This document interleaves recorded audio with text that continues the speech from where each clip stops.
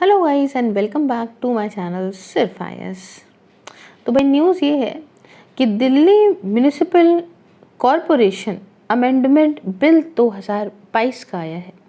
क्या है ये, आइए जानते हैं पूरी खबर। शुरू करने से पहले चैनल को सब्सक्राइब कर लीजिए, बेल आइकन को प्रेस करिए ताकि आपको रेगुलर अपडेट्स मिलती रहें। देखिए न्यूज़ में क्यों रहा है पूरा मामला समझते हैं। म्यूनिसिपल कॉरपोरेशन अमेंडमेंट बिल 2022 ये माना जा रहा है कि पार्लियामेंट के अंदर भाई रखा जाएगा। एम ये है कि जो कैपिटल के तीनों म्यूनिसिपल कॉरपोरेशन हैं, दैट इज़ साउथ, नॉर्थ और ईस्ट दिल्ली, तो इन्हें यहाँ पे मर्ज करा जाए 10 years after the trifurcation of civic body. तो अब ये बात हो रही है कि भैया इनका मर्ज कर दिया जाए इन दिल्ली के अंदर जो तीनों ही म्यूनिसिपल कॉरपोरेशन हैं। तो अब इसमें बहुत डिटेल से, बहुत विस्तार से चर्चा करेंगे इस बारे में, इस बिल के बारे में। बट आइए उसके पहले अनअकैडमी के बारे में और आपके लिए कोई ऑफ़र आया है उसके बारे में बात कर लेते हैं। देखिए आईएएस ड्रीम ऑफ़र आप अपना पूरा कर सकते हो। फ्लैट 20% ऑफ है, लिमिटेड पीरियड के लिए है अनअकैडमी पे। साथ में आपको मिलता है 3 महीनों का फ्री एक्सटेंशन और आप बचा सकते हो 54,000 प्लस तक के पैसे भी। लिंक डिस्क्रिप्शन बॉक्स में है। When you use my code सिर्फ IAS you will get this discount. इसके अलावा यहाँ पे अनअकैडमी लाइट पे प्रीलिम्स के लिए टेस्ट सीरीज़ भी अवेलेबल है। 50,000 से ज़्यादा एनरोलमेंट हो गए हैं, बहुत अच्छी रेटिंग है। इसको भी आप सब्सक्राइब कर सकते हो बाय यूजिंग माय कोड सिर्फ IAS and you will get the discount. बाकी नए बैचेस 30 मार्च से स्टार्ट हो रहे हैं अनअकैडमी पे और बहुत सारे ऑप्शनल भी मार्च के अंदर लॉन्च हुए हैं। आप इन सारे ही कोर्सेज़ को, खासकर आइकॉनिक को जिसमें आपको लाइव मेंटरशिप वगैरह मिलती है, उन सारे कोर्सेज़ को आप अवेल कर सकते हो बाय यूजिंग माय कोड सिर्फ आईएएस। और आपकी 0% EMI और 0 rate of interest, 0 processing fees दिए भी आप कर सकते हो। सारे लिंक डिस्क्रिप्शन बॉक्स में। सब्सक्राइब करिए, don't forget to use my code सिर्फ आईएएस। आइए यहाँ पे थोड़ा समझते हैं विस्तार से चीज़ों को। Centre to decide number of seats, जो ये लॉ आ रहा है ये है कि इंट्रोड्यूस होगा, लाइकली इंट्रोड्यूस होगा करंट पार्लियामेंट सेशन में। और इसमें कह रहे हैं कि ये कैपिंग लगा देंगे सीट्स के अंदर इन कंपाइल्ड MCD एक्ट 250 की कैपिंग हो जाएगी। सेंटर इम्पार्ट टू डिसाइड कि ये जो एग्जैक्ट नंबर है एज वेल एज नंबर है रिजर्व सीट्स का यही रहेगा। और मेन एलिमेंट जो प्रपोज्ड रिलायंस का है ई गवर्नेंस के, ताकि क्वालिटी सर्विसेज की ओर बढ़ सके।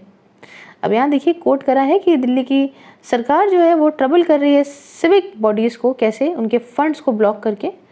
तो अब यूनिफिकेशन के बाद तीनों ही ये म्यूनिसिपल जो है कॉरपोरेशन एक साथ हो जाएंगे तो ये अपने फंड्स वगैरह पा पाएंगे, ऐसा मनोज तिवारी जी का, बीजेपी के जो MP हैं नॉर्थ ईस्ट दिल्ली से, उनका कहना है। अच्छा, अब लेकिन बीजेपी जो है वो डिलेइंग टैक्टिक्स कर रही है and it knows it lose MCD polls, ऐसा आपका कहना है। तो पार्टीज तो जानते हैं दोनों तरफ से कुछ ना कुछ कहती हैं।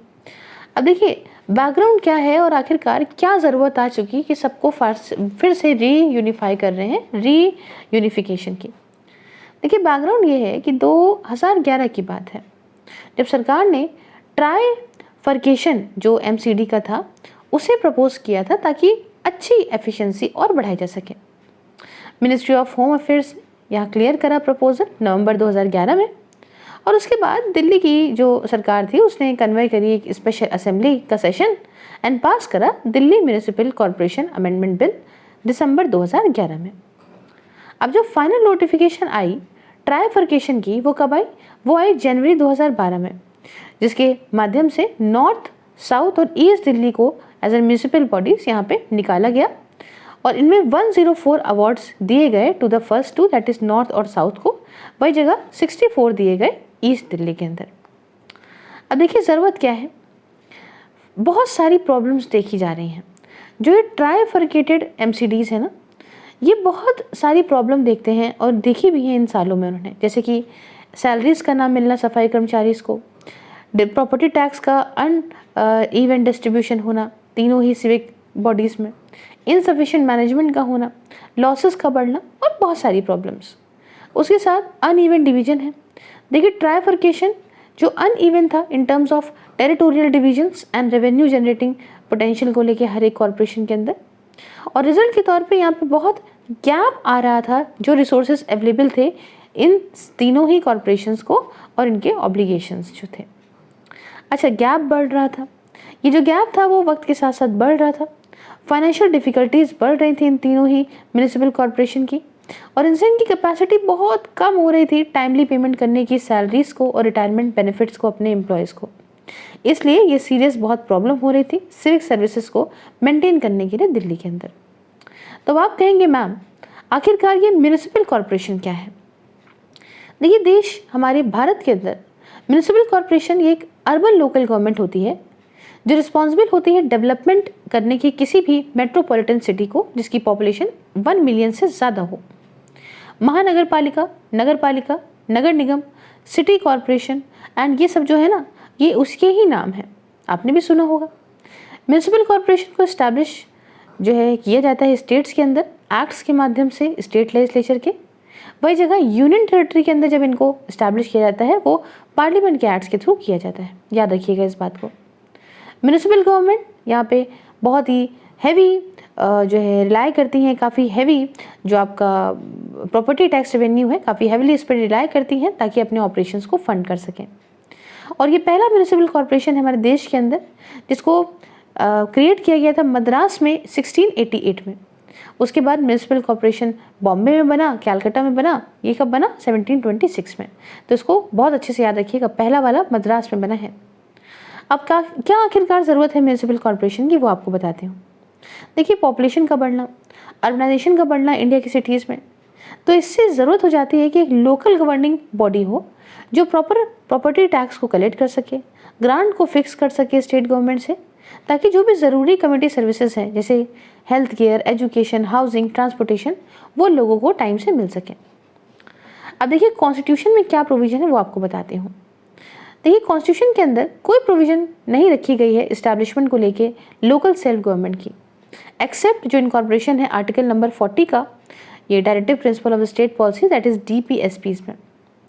74th अमेंडमेंट एक्ट जो आया 1992 में, इसने इंसर्ट करा एक नया part that is part 9A संविधान के अंदर, जो डील करता था एडमिनिस्ट्रेशन से म्यूनिसिपैलिटीज़ की और साथ में नगर पालिका की। इसके अंदर आर्टिकल नंबर 243P से लेकर 243ZG तक आते हैं, और एक नया 12th शेड्यूल भी ऐड करा गया संविधान के अंदर, और 12th शेड्यूल के अंदर भी यहाँ पे 18 आइटम्स आते हैं। अब आप कहेंगे इसके अंदर कौन कौन होता है, कॉम्पोजिशन बताइए मैम। तो हर एक म्यूनिसिपल रीजन को डिवाइड करा जाता है जियोग्राफिकल कॉन्स्टिट्यूएंसीज में, जिसे वार्ड कहा जाता है। उनकी पॉपुलेशन के हिसाब से ये वार्ड डिवाइड होते हैं पर्टिकुलर सिटी के अंदर। हर एक वार्ड एक रिप्रेजेंटेटिव को इलेक्ट करता है, आपको भी पता होगा आपके एरिया के हिसाब से, जिसे यहाँ पे चूज़ करते हैं वहाँ रहने वाले लोग जो कि वार्ड के अंदर रहते हैं। मेंबर जो वार्ड की कमेटी के हैं, इन्हें इलेक्ट करा जाता है 5 ईयर टर्म पे on the basis of adult franchise. Councillor और जो कॉर्पोरेटर है इन्हें चूज़ करा जाता है representative of a certain ward के तौर पे। मतलब जो काउंसलर और कॉर्पोरेटर है ये एक चोजन रिप्रेजेंटेटिव है, ये चोजन मतलब लोगों ने इसको चूज़ करा है रिप्रेजेंटेटिव के तौर पे सर्टेन वार्ड का। और आखिर में जो पॉपुलेशन है सिटी की वो डिटरमाइन करेगी कि आखिरकार उस सिटी के अंदर कितने वार्ड्स होंगे म्यूनिसिपल एरिया के अंदर। शेड्यूल कास्ट, शेड्यूल ट्राइब, डिसएडवांस लोग जो होते हैं और विमेन जो हैं, इन सभी के लिए सीटें इसके अंदर रिजर्व होती हैं। तो कैसी लगी आपको पूरी खबर और ये कैसा लगा आपको भेजे एक्ट, आप मुझे कमेंट बॉक्स में ज़रूर बताइए। और ऐसी वीडियो देखने के लिए डू लाइक, शेयर, सब्सक्राइब। मिलते हैं किसी नई वीडियो में आपसे। जय हिंद।